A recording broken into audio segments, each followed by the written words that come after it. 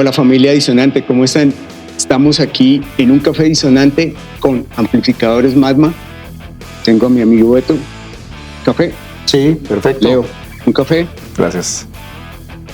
Bueno, no necesita presentación.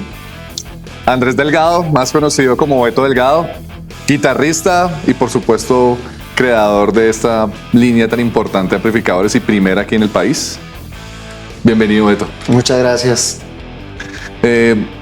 Para nosotros es importante dar un espacio a todo lo que conlleva nuestra línea de producción, tanto en la parte musical,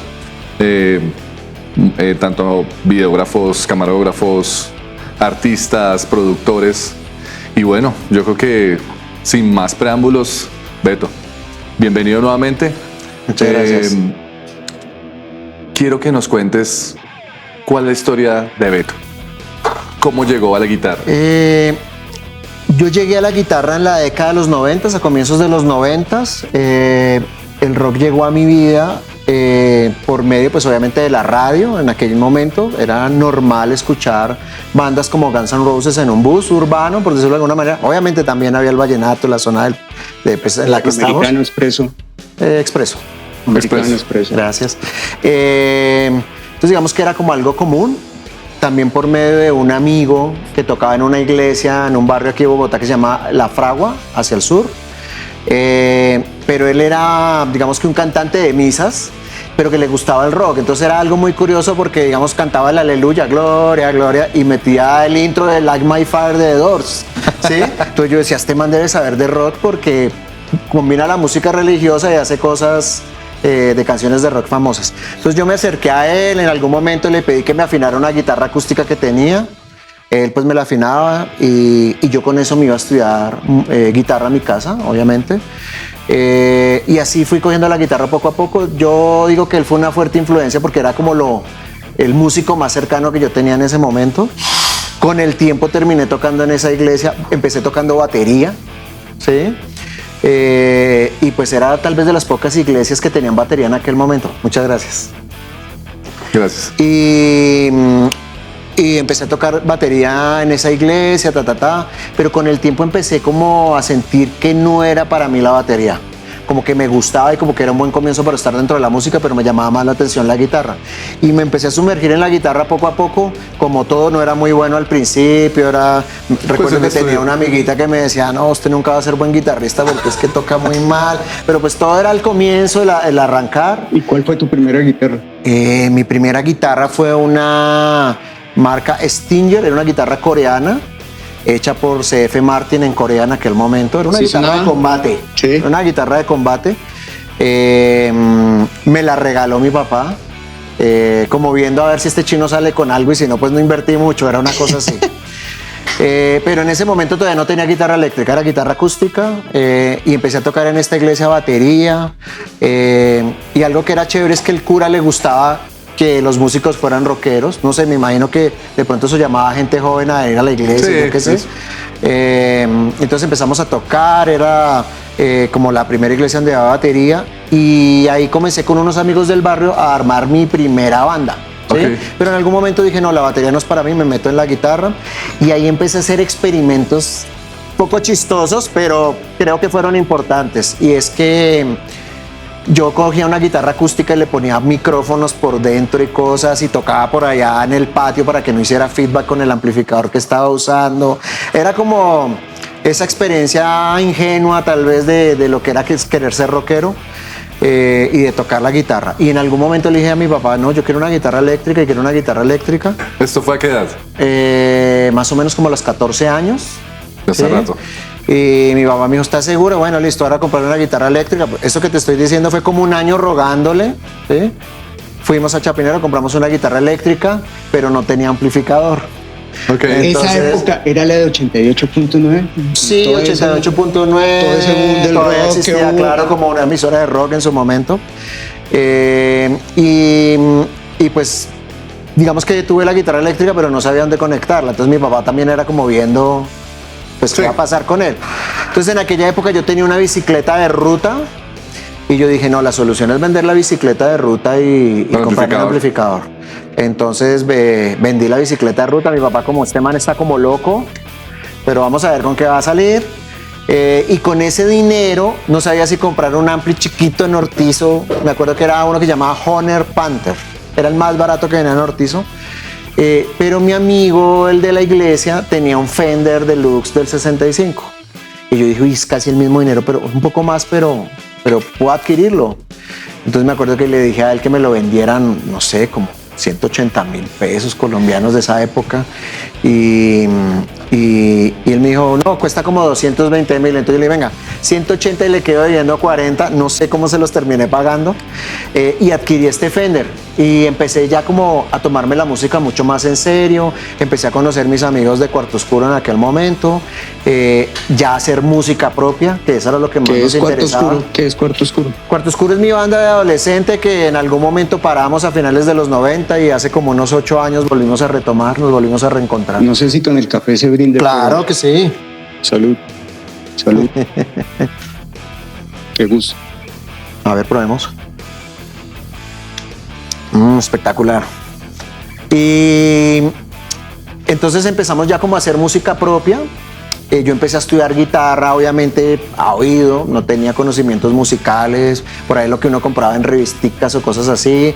Uno empezaba comprando que los videos donde Vicente en el centro, o las partituras de Chapinero que venían fotocopiadas de las guitar players. Vicente no era ese que le grababa a uno en cassette y uno iba a los 3 días. Sí, o le conseguía el video de VHS de tal artista, exacto, de Vicente en el centro. Y así sucesivamente. Y en algún momento de mi vida dije, cuando salí del colegio, por cuestiones económicas mi papá ya había fallecido y ya la economía en mi casa no era igual. Entonces digamos que no había posibilidad de entrar a la universidad. Entonces dije, bueno, ¿a qué me voy a dedicar? Me sentía un poco frustrado, pero yo a veces digo que la frustración y el aburrimiento llevan a algo positivo siempre, la necesidad de encontrar un camino. Entonces fue cuando dije, no, voy a estudiar guitarra en serio. Entonces me fui a la Librería Nacional a comprar libros de armonía, de teoría, revistas, todo lo que me diera información. Y fue una época muy bonita porque me enterré a estudiar en mi casa 8 o 10 horas diarias la guitarra. Estudié la guitarra. Sobre todo me centré mucho en la improvisación porque para mí era clave cómo expresarme en el momento a la hora de tocar. Claro. En el video que van a ver más adelante, pues todo eso fue inventado en el momento, eso realmente no era como planificado, una cosa así. Y la improvisación me gustó mucho porque me daba cuenta que era la esencia de crear nuevas ideas, ¿sí? Entonces me enfoqué mucho en estudiar 8 o 10 horas diarias. Mi mamá ya estaba un poco preocupada porque decía, este muchacho no baja a desayunar, no salías del cuarto, no almuerza. Yo en pijama a las 5 de la tarde tocando la guitarra, era una cosa así. Pero uno se daba cuenta que entre más lo hacía, la evolución era muy grande. Entonces me sumergí en ese mundo, estudié. Tenía un amigo que tenía un bar en Nutaves. Todos los fines de semana era ir a aplicar lo aprendido en el bar. Entonces con él tocábamos. Pero te da el chance de... ¿Pero en vivo o antes de que abriese el bar y eso? No, en vivo. Wow. Él me decía, él tocaba el bajo y otro amigo tocaba la batería. Veámonos el viernes en la noche a tocar en el bar, listo. Entonces yo llegaba a Noche de jam. Sí, noche de jam, era una cosa así. Entonces tocábamos covers, tocábamos lo que se nos atravesara. La idea era tocar y divertirnos, ¿sí? Entonces aplicaba todo lo aprendido, ¿sí? Y uno llega a un momento en que todo fluye en la música tan natural. Obviamente esto que te estoy diciendo, plata... Son años. Años y plata cero. Esa es la verdad. Era puro amor y pura cosa. Y en algún momento en el año 98, una emisora de Bogotá que se llama Radioactiva organizó un concurso. ¿Sí? Y un amigo me llamó y me dijo, oiga, ya se inscribió el concurso. Y yo, ¿cuál concurso? Y me dice, no, es que está pasando esto, están dando una guitarra autografiada por Eddie Van Halen. Y pues yo pensé que usted ya se había inscrito, estaban abiertas las inscripciones. Y yo, qué chévere. Y pues yo bien fan de Van Halen también. Dije, no, pues voy a grabar algo. Había que grabar un solo de una canción que estaban promocionando Van Halen en ese momento. Y yo participé y quedé como ganador. Seleccionaron no sé cuánto a nivel nacional. ¿Cuál fue ese primer riff sentado al borde de la cama que tuviste? Estaba en el domingo. Es que es muy difícil, porque más que la canción era como la sensación de poder hacer música. Ok, la improvisación, que es lo que sí, tú dices. Es que yo siempre he creído que uno tiene que buscar su camino y encontrar su propia música. Pero tenías esa visión, voy a ser rockero, voy a ser... Pues digamos que hubo un momento en mi vida en que yo supe de un concierto de guitarristas donde estaba Toma Bella, José Fernando Cortés, me acuerdo tanto. y yo sentía que yo algún día tengo que hacer algo así, yo sentía eso, yo tengo que tocar en un lugar así, entonces yo lo veía a ellos y eso era como lo más cercano. Mi amigo Alejo Restrepo, yo veía que él tocaba con Extrés y yo decía, wow, yo quiero ser como él, ¿sí?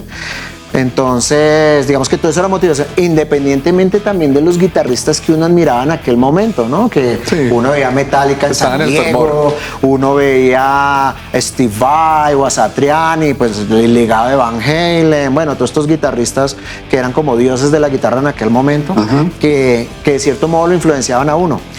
Pero ya en aquel entonces, a finales de los 90, pues ya digamos que yo tenía ya como mis influencias muy marcadas y participé en ese concurso y quedé como ganador. Quedamos 7 finalistas y esos 7 finalistas se enfrentaron en vivo.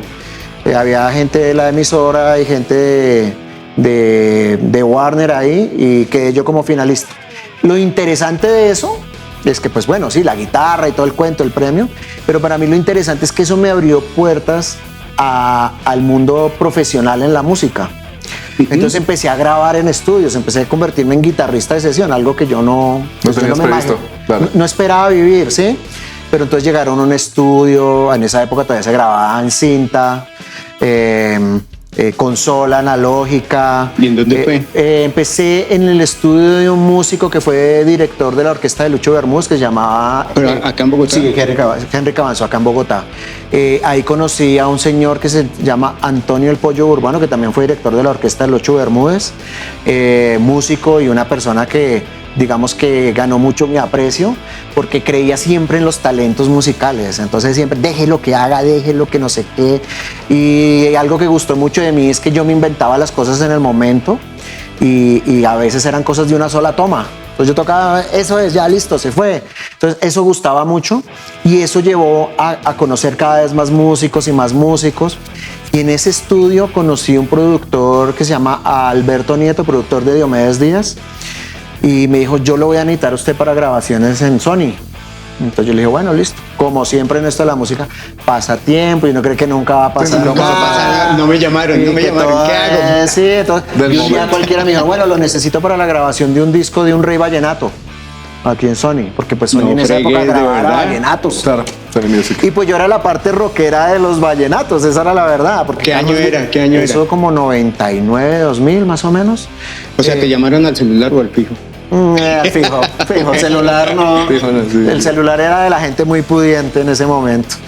Y entonces empecé pues grabando vallenatos en Sony, porque Carlos Vives era el dios en ese momento. Y pues todos querían meterle como esos elementos rockeros, entonces grababa mucho slide, muchos cortes con distorsión, mucho wah, muchas cosas así. Y grabé varios discos ahí en Sony y pues eso era emocionante porque cuando te llegaba el cheque, ¿no? Entonces, uy, me llegó esto por grabar un disco. Sí. La música, vivo de la música. Sí, entre comillas. Pero obviamente uno de músico aquí en Colombia es músico y se dedica a otra cosa también, ¿no? Entonces fui cajero de Carrefour, vendí parabólica en una empresa que se llamaba Superview en esa época, que hoy en día ya es Claro. Eso lo compró Claro. Sí. Entonces uno hace como cosas alternas. Entonces nunca se me olvidará yo llegar con mi ropita de Carrefour, de cajero de Carrefour, y con mi guitarra, y terminaba mi turno y coja mi guitarra, me iba para un estudio, y entonces yo con la ropa Carrefour en un estudio, con mi ropa Carrefour en un estudio, grabando en audiovisión, todo eso para mí era como, wow, estoy acá conociendo un pocotón de gente, de productores y de cosas. ¿Y cómo te decían? El niño de Carrefour. No. Simplemente, mucho gusto, Andrés Beto, mucho gusto. Era una cosa como muy diplomática, pero lo emocionante del cuento era que uno decía, no se puede vivir de la música. Se puede vivir de la música. ¿Y qué gastaste con ese primer cheque? ¿Qué compraste? No, pues es que esas épocas de mi vida eran un poco difíciles porque como ya no estaba el apoyo económico de mi padre, era pagos de gastos de la casa, para la casa, exacto, cosas para de la casa realmente. Pero esa sensación es bonita. Sí, es bonita, y como yo era el varón de la familia, era como el responsable de sacar a la familia, a mi mamá y a mis hermanas adelante, entonces era una cosa como así. En esa época ya estaba estudiando en el SENA a finales de los 90, mantenimiento electrónica, que también fue difícil entrar, pero era, pues digamos que era lo más cercano a la electrónica, digamos de un modo profesional, por decirlo de alguna manera. Y por aquel entonces el papá de mi amigo, el que me afinaba la guitarra, yo siempre que iba a la casa de él, pues yo quedaba como deslumbrado porque él tenía un pocotón de aparatos electrónicos. Él también le gustaba la electrónica y reparaba radios y todo eso. Y él me decía, oiga, ¿y por qué no estudia electrónica en la Enfield School de California? Y a mí me quedó sonando y averigüé. Y sí, entonces estudié durante ese tiempo, pero estuve un año más o menos allá y me devolví pues porque también no había cómo, era una cosa muy difícil. Y cuando regresé acá, pues digamos que empecé a vivir las épocas más difíciles, porque fue cuando dije, voy a vivir de la música. Voy a vivir de la música y me voy a meter de cabeza a eso. Entonces, en ese momento me boté al ruedo, empecé a conocer más gente que ya estaba en el pasado, empecé a grabar jingles. Entonces habían jingles de La Ya, de Bonais, que los Pingüinos Rockeros, que no sé qué. No fregues, ¿ese eras tú? Sí, esas eran mis guitarras. ¿Qué tal? Todo ese tipo de cosas, grabando. Pero eso era una cosa esporádica, como que grabas un mes, 15 días y después Pues, no hay nada. Y pues la electrónica también me seducía, entonces empecé a trabajar de reparación, de ajustando guitarras. Pero ahí Sony ya música. paró. Te estás enfocado en la porque música. ya Sony en aquel momento ya se estaba acabando, ya hubo un momento en que Sí, cerraron sí, los sí. estudios y se acabó Sony. Ya los estudios no existen. Entonces ya como que tocaba buscar como otros campos de acción. Y en ese ir y venir conocí a un gran amigo que pues ya no está acá en este plano, que se llama Blue Martínez, músico también de la vieja guardia, bandas de los 80s y de los 70s. Él tenía una empresa de backline sobre la carrera 30 con 63 y yo fui allá y hubo como una conexión muy chévere. Sí. Y empezamos a tocar. Y pues yo con el tiempo empecé a darme cuenta que él era el baterista de X3, que esa canción, para los que lo recuerdan de mi época en los 90s, Mi Verdad, donde él tocaba la batería y todo esto, eso fue un himno en su momento, Ajá. que hasta la fecha sigue sonando, por ahí la ponen. Y empezamos como a tocar y todo eso, sobre todo mucho funk rock hacíamos con él, conocí amigos de él, todo este cuento. Y un día cualquiera me dijo, es que viene una amiga que quiere armar una banda y que si la hacemos. Pues yo le dije, bueno, listo. Y que no, pues también funk y cosas así. ¿Y quién es? Entonces me dijo, no, ella es la esposa de Chucho Merchán. Entonces yo, Chucho Merchán, entonces a mí me sonaba es ese Chucho man? Merchán. ¿Sí? Y recordé que Chucho Merchán era una persona que había grabado un unplugged con David Gilmour. Entonces yo, ese man, ¿cómo así? Entonces sí, tata, que viene tal día para los ensayos, le hacemos. Yo, bueno, listo. Entonces empezamos a ensayar con ella. Y pues claro, la necesidad lleva, no, yo tengo que levantarme un camello con Chucho Merchán, yo necesito facturar de algún modo, sobrevivir. Entonces, pues esos ensayos eran pues solladísimos, yo me desdoblaba en esa guitarra y todo el cuento. Entonces ya le hablaba a él, uy, es que tenemos un guitarrista muy chévere acá, que no sé qué, y él pues, bueno, sí, chévere, tal. Entonces ya empezaron los conciertos con la banda y empezamos a tocar en diferentes bares y cosas así. Recuerdo que el primero fue en Corferias, en una cosa de jarlistas. Y pues dije, no, ahí va a ir Chucho Merchán, tengo que conocer a Chucho Merchán. Y recuerdo tanto estar tocando y Chucho Merchán por allá atrás así cruzado de brazos. Se acabó el concierto, la novia llegó allá y se fue. No lo conocí, yo, bueno, listo. Después el segundo fue en el Palacio de los Deportes abriéndole a Alan Parsons Project. Estuvimos ahí tocando, cuando Chucho llegó al camerino. Y ese día lo conocí. Para mí fue muy significativo conocer a Chucho porque la magnitud de este personaje es inmensa y fue una persona que llegó y saludó desde la señora que limpia el lugar hasta todos los músicos. Como muy sencilla la personalidad de él. Y nos pusimos a hablar y hubo como química y en algún momento lo de siempre. De pronto te voy a llamar para grabar algo. Sí, yo bueno, listo. Me dio su teléfono, pasaron como unos 8 meses y me dijo, es que estoy haciendo un disco de canciones mías, ¿podríamos grabar algo? ¿Nos podemos ver tal día? Yo sí, claro. Él te llamó. Sí, él me llamó. Y en ese momento, pues para mí digamos que fue muy emocionante cuando se llegó el día, porque era ver cómo trabaja un músico de ese nivel en un estudio. Músico ¿sí? profesional. Cómo es el ritmo de trabajo, cómo la vida de Chucho, digamos que es muy a lo inglesa. Él vive en La Calera, en una casa en un bosque nativo, el estudio queda en un lugar, la casa queda en otro, muchas zonas verdes, o sea, bosque realmente, ¿sí? Un lugar muy bonito, espectacular.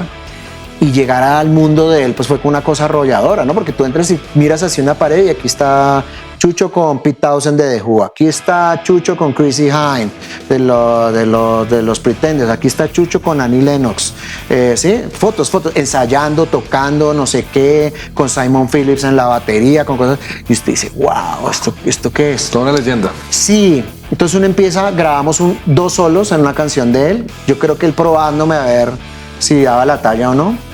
Ese álbum se llamó De Regreso a Casa, ¿sí? Y empezó como una buena amistad y todo. Él entró como en un proceso de separación con la chica que tenía en ese momento. Y entonces un día me dijo, Andrés, yo necesito que alguien me ayude, usted podría ayudarme como asistente, porque es que yo no quiero ir a Bogotá, nada, yo quiero estar acá, yo quiero estar acá grabando, Cali. haciendo mis discos. ¿Estaba en Cali o estaba en Inglaterra en ese momento? No, Cali. él acá ya se había venido del todo para Colombia, para Bogotá, y vivía en La Calera. Pero él tenía un apartamento, tiene todavía un apartamento en Chapinero, entonces en algún momento me dijo que si me hacía cargo de eso. Entonces yo le dije, bueno, listo. Entonces empecé a trabajar como músico y como asistente, eso fueron como 5 años, 5 o 6 años. Entonces me sumergí en el mundo de la vida de él. A mí me tocaba hacer Chucho Merchán en la red, Chucho Merchán en los teléfonos, Chucho Merchán pagándole a los empleados, Chucho Merchán, pues porque la vida de él es una vida dedicada a la caridad realmente, a la defensa de los animales y todo este cuento. Pero pues obviamente él quería estar haciendo música en su estudio, eso era lo que quería hacer. Entonces era una vida de asistente personal grave, haciendo discos de él, de algunos otros artistas. Hicimos discos para Bettina Canalis, que fue manager de Fito Páez y todo eso, que manejaba artistas ella en Argentina. Bueno, hicimos de todo un poco. Y así fueron años y años. Armamos la banda, esa era la otra, armamos una banda con Chucho. ¿Recuerdas el nombre o era Chucho? No, Chucho Merchán, okay. Era la música de él y todo. Que me acuerdo que eso fue como en el 2009, venía Roger Waters, entonces invitaron a Chucho a abrirle a Roger Waters en aquel momento en el Simón Bolívar. Esa fue la primera vez que yo me sentí como un rockstar verdadero. Sí. Porque no tenía que hacer nada técnico, solo tocar la guitarra. Entonces yo tenía mi propio roadie que me conectaba todo exactamente igual como si yo lo hubiera hecho. Ya me daba hasta vergüenza porque ellos cargaban todo, ponían todo. Sí. Y pues esto siempre ha sido así, ¿no? El artista grande siempre quiere aplastar al pequeño. Entonces Chucho sabía que pues era Roger Waters. A ellos no les gusta ver a nadie en la tarima, sino solo ellos. Ajá. No les gusta compartir nada ni alternar con nadie. Entonces Chucho, para curarse en salud, dijo, no, pues yo voy a alquilar una bodega en Álamos y la consola y todo que vamos a usar ese día para no tener que depender de nada de los Roger Waters. Entonces fueron como 15 días de adrenalina. Preproducción. ¿Sí? Ensayando. En esa época ensayábamos en la casa de un gran amigo que se llama Ernesto Becerra, también guitarrista de la vieja guardia. Gran guitarrista y ensayábamos allá mucho. Él era guitarrista también de la banda de Chucho en ese momento. Y ensayábamos seguido, nos visitaba mucha gente. Entonces un día llegaba Camilo Pombo, cosas así, Julio Correal. Bueno, nos visitaban porque era una época como de mucho movimiento. Que hoy hay entrevista con Caracol, que hoy hay entrevista con RCN, pero sobre todo esos 15 días fueron como vertiginosos. Se llegó el día del concierto de Roger Waters. Nos dieron nuestro camerino y todo eso. Bueno, soundcheck, entonces subimos los equipos, todo el cuento. Yo ya subí con mi amplificador Magma en aquel momento. ¿Qué guitarra tenías? ¿Ya lo tenías? En esa época yo tenía una PV Wolfgang Eddie Van Halen, una guitarra muy especial. Y probamos sonido y pasó pues algo curioso, porque Roger Waters apenas escuchó la banda, él salió de su camerino y dijo, ¿qué es eso? El man se escandalizó por completo. ¿Bueno o malo? Malo. ¿Malo? Él no quería que una banda... Que lo opacara. Primero oyó la banda sonando como un camión, porque la música de Chucho en ese momento era música fuerte, pero medio industrial. Tú dijiste que saliste con un Magma. ¿Qué era? ¿El chamán? No, era un Magma Classic. Era un Magma Classic de los primeritos. Y bueno, eso también fue otra cosa que me ayudó a trabajar con Chucho Merchán. Para Chucho Merchán era importante que el músico fuera buen músico, que creativamente fuera muy bueno y que tuviera tono. Para Ok. él eso era importantísimo, porque pues él Darle identidad. con todos los músicos que compartió en Inglaterra y todo eso, eran músicos que sonaban impecable. Entonces él siempre me hablaba, por ejemplo, de Simon Phillips, que su batería siempre sonaba impecable, por ejemplo, que David Gilmour en el escenario, eso era una cosa alucinante, ¿sí? Eso sonaba espectacular. Y ese era como el estándar, tanto que él algún día me enseñó un dicho en Inglaterra que era muy popular, o es muy popular, que dice, tú eres tan bueno como el más malo de tu banda. Ese es el estándar allá, ¿sí? Entonces, si usted es bueno, usted tiene que ser mejor que los otros y así sucesivamente, y eso hace que una banda suene Nivel. fantástico. Claro. Bueno, entonces volviendo al tema de Roger Waters, pues Roger Waters salió escandalizado y dijo, no, ¿qué es esa vaina? Y no sé qué. Y llegaron unos manes grandísimos y nos bajaron los equipos a las malas. Apaguen. Entonces, pues yo quedé como, wow, esto está ¿Qué pasó difícil. acá? Sí. Esto está difícil. Entonces nunca se me olvidará que Chucho Merchán se fue a hablar con Roger Waters. Y pues Roger Waters es inmenso y Chucho es un poco más alto que yo. Y entonces Chucho así discutiéndole a Roger Waters, que eso fue otra cosa que me sorprendió porque mucha gente le haría venias Claro, a Roger sí, Waters, no, ¿sí? claro. Pero no, Chucho es como, no, respéteme como artista. Claro. Yo sé que usted es Roger Waters, pero respéteme como artista. Entonces hubo una discusión ahí y en el momento en que Chucho Merchán y Roger Waters se dieron la espalda de cada quien para su camerino, dicen que alguien le gritó a Roger Waters que era un chupapijas. Esa es la verdad. Sí. Y Roger Waters se volteó así molesto y como a los 2 minutos llegaron a nuestro camerino a sacarnos. ¿Sí? Entonces hubo una discusión ahí muy fuerte entre Chucho, la novia de Chucho en ese momento, y la persona que fue a sacarnos. Y una de las cosas que le dijo Chucho, mire, qué pena, pero yo estoy en mi país, usted no me venga a mí a sacar, estoy aquí en mi país. Yo no sé si él sabía con quién estaba hablando en ese momento, porque el staff de Roger Waters es muy similar al de David Gilmour, ¿sí? Lo cierto es que como a los 5 minutos llegó otra vez el personaje a decir, no se preocupen, qué pena con ustedes, si se quieren quedar al concierto no hay ningún problema, lo que cambió Todo. sí, totalmente. ¿Supiste Entonces, por qué? yo creo que cuando fue allá a hablar dijeron, hermano, usted la embarró porque usted trató mal A un ícono. al director musical de David Gilmour. Entonces, si él llega a trabajar con Chucho en el futuro, pues posiblemente no le den trabajo. ¿Sí? Yo creo que fue como algo así. Ok. Lo cierto es que fue un poco triste porque Chucho Merchán se sintió indignado y dijo, no más, se acabó, me voy para mi casa. Yo me quedé viendo el concierto, pues porque yo ¿No quería tocaron? ver. No, nos dejaron tocar. En esa época, bueno, yo no sé si esa ley sigue vigente, pero en esa época era obligatorio que un artista nacional le abriera a un extranjero. Entonces lo que hizo Roger Waters para evadir la ley fue traer un coro de niños que no cantaban y ponerlos a hacer mímica en The Wall, que ya con eso cubrió como la cosa. Y así quedó la cosa. Lo que sí me acuerdo es que al otro día de ese concierto yo entré en una depresión. Yo decía, ¿pero por qué? Y no tanto por no tocar, pues eso me dolió. Y entendí que era la adrenalina del corre-corre de esos 15 días y ya me encontré. Bajó abajo. todo. Claro. Claro. Y entendí por qué hay gente que a veces consume drogas y todo eso Café para y volverse ca- a subir. y Mucho café, café. Para mantenerse ahí. Y entendí todo eso y fue cuando empecé a manejar mis emociones en vivo, porque yo recuerdo cuando toqué en el Palacio de los Deportes por primera vez, ver el Palacio lleno y a mí me temblaba todo, hasta los ojos, todo, exageraba tocando, o sea, la adrenalina lo desborda a uno. Y algo chévere que yo siempre le hacía estas preguntas a Chucho, Chucho, ¿usted cómo hace para ¿Qué tocar hace? en vivo Sí. y ser preciso? Y me decía, pues primero estudiar mucho, ¿sí? Y segundo, no botarla toda desde el principio, ir midiendo todo para tener usted gasolina hasta el final. Ok. Entonces yo viendo los conciertos que él hacía con todas estas bandas en los 80, todo era impecable, ni una embarrada en un concierto de 3 horas. Y uno dice esta vaina como que, y todo tiene su momento y su lugar y la precisión exacta. Entonces uno va aprendiendo todo eso en el escenario, ya de dejar de ser el músico de bar pequeño a manejar tarima grande. Hicimos muchos conciertos con Chucho por todo lado, abriéndole a la gente de Riders of the Storm, que eran los de The Doors. ¿Cuánto tiempo duró ese ciclo con él? Como unos 5 años Wow. más o menos, tocando de todo, grabando, viviendo momentos muy especiales a para dónde- mí. dónde para mí, estuviste? para él eran normales porque Sí, pues no, Claro, sí. él está Era el día a día. acostumbrado a esas estratosferas y todo eso, pero para mí era muy emocionante ver que él se llevó su disco, no me acuerdo cuál disco fue el que se llevó en aquel momento a Inglaterra y se lo mostró a Phil Manzanera. Y Phil Manzanera le dijo, uy, me gusta mucho cómo toca ese guitarrista. Entonces para mí y Phil Manzanera pues también es productor de David Gilmour, de los últimos discos de David Gilmour.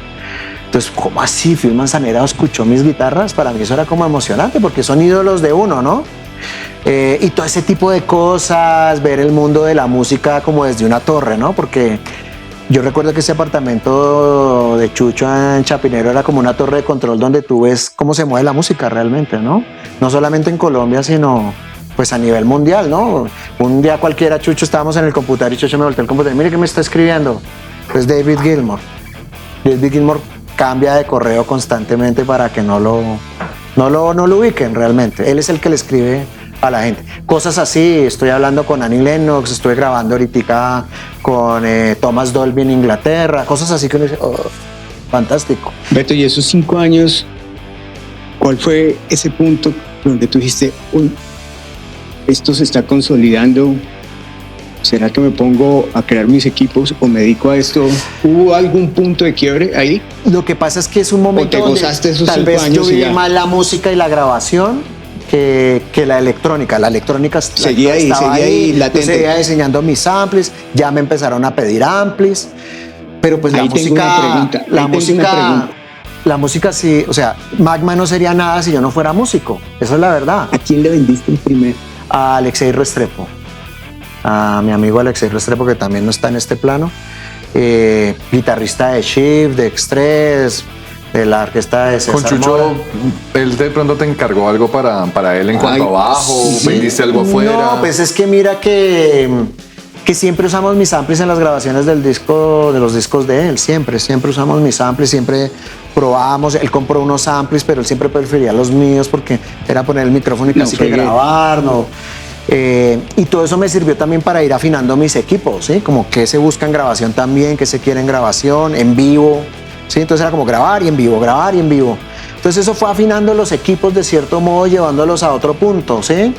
Y obviamente como yo ya tenía mi experiencia modificándolos, manipulándolos, entonces uno podía afinarlos como quisiera. Pero digamos que a él siempre le ha gustado mi manera de tocar y el tono que tengo. Para él súper clave las dos cosas, ¿sí? Y algo que es rico grabando con él es que, bueno, ¿qué me propone acá? ¿Qué se le ocurre acá? Improvise acá, no sé qué. Entonces él siempre está como escudriñando dentro de tu mente y de tu sensibilidad sobre la canción. Y eso es algo que a mí también me apasiona, lo que yo llamo como el primer instinto, ¿no? Que te ponen una canción y tú te pones a tocar a ver qué te expresa a la hora de tocar y qué sale. Y muchas veces, como decía Paul McCartney, las primeras tomas son lo más sincero, de pronto no lo mejor tocado, pero sí lo más sincero, pero ya en la segunda o tercera toma uno ya sabe, esto es, y así queda. Como las de ahora. Como lo de ahora, sí, exacto. Entonces, para mí eso es clave. Entonces yo a veces escucho los discos de Chucho y escucho solos que son fantásticos porque fueron tan espontáneos, tan honestos, tan expresivos en su momento, lo que significaba, que me siento muy satisfecho con eso. Y también te enseña a ti cómo producir de la manera, porque pues yo ya venía haciendo música por mi lado, pero ya verlo a él haciendo la música pues te enseña muchas cosas, ¿no? La experiencia que tiene. ¿Alguien quiere helado? Sí, helado. Ah, sí. Entonces todo esto pues te nutre y te alimenta, y conocí a unos ingenieros de sonido muy famosos como Kiko Castro, ¿sí? Bueno, hay mucha gente por ahí con la que en algún momento uno cruza caminos y aprende cosas y todo eso, pero es una época, para mí fue una época muy constructiva. ¿Con Magma has tenido algún acercamiento con algún artista, algún guitarrista que, oye, me interesa? Pues mira que sin querer queriendo a veces las cosas ocurren de un modo que yo no me las explico. Yo siempre he dicho, uno no sabe qué le espera uno a la vuelta de la esquina, pero más o menos como en el 2004, una empresa de Glam me dijo, mira, es que necesitamos que nos repares un Vox AC30 y Andrés Calamaro quiere que le reparen el de él porque viene de 2-3 conciertos que no ha podido usar su amplificador. Entonces yo le dije, bueno, listo, mándelo. Entonces electrónicamente fue una cosa especial porque el de Andrés Calamaro era un Vox inglés vintage, mientras que el otro era un amplificador chino reedición. Entonces yo darme el lujo, voy a ir el de Andrés Calamaro y tocarle, ¿sí? Y años después, un amigo bajista también de la banda de Chucho Marchán, que se llama Andrés Aristizábal, me dijo, Betico, es que estoy tocando en un proyecto de un cantante argentino que vive en España que se llama Alejo Stivel, y ahí toca el guitarrista de Andrés Calamaro. ¿Usted nos quiere prestar uno de sus amplis? Y yo, pues claro. Entonces ese día tocaron en un bar que quedaba ahí como en la 74 arriba de la Caracas, no me acuerdo cómo, Revolution creo que era, como promocionando un disco. Alejo Stivel nunca había venido a Colombia y pues realmente él no es muy conocido acá, pero en España es un dios. Y vino con Julián Kanevsky, un gran guitarrista, un buen amigo que considero. Siempre nos hablamos, siempre que él viene acá a tocar con Andrés Calamaro, pues compartimos o cosas así, nos escribimos de vez en cuando. Y él usó uno de mis amplis y él dijo una frase que a mí me gustó mucho. Él empezó a probarlo y empezó a hacer unos riffs. Él le encantan las Telecasters. Yo nunca había escuchado un chamán tocado con una Telecaster de ese modo como él lo hizo. Y él dijo, hay rock and roll. Me acuerdo cuando me dijo, hay rock and roll. Y me gustó mucho esa frase y me quedó sonando. Y sí, tal vez esa fue como la mejor frase para expresar lo que significaba en ese momento. Eso es más que todo lo que recuerdo como de alguien así, guitarrista especial que lo haya usado. También por ahí han habido otros momentos de guitarristas que tocan metal que de cierto modo en algún momento han vivido la experiencia y les ha gustado. Pero realmente ese fue como el momento más especial de un guitarrista de habla hispana y que con el que tuve el contacto más directo, por decirlo de alguna manera. Súper. Oiga, ustedes saben, esta es una barra de café, ¿no? Pero voy a hacer un par de agüitas aromáticas también. Ah, qué chévere. Sí, rico.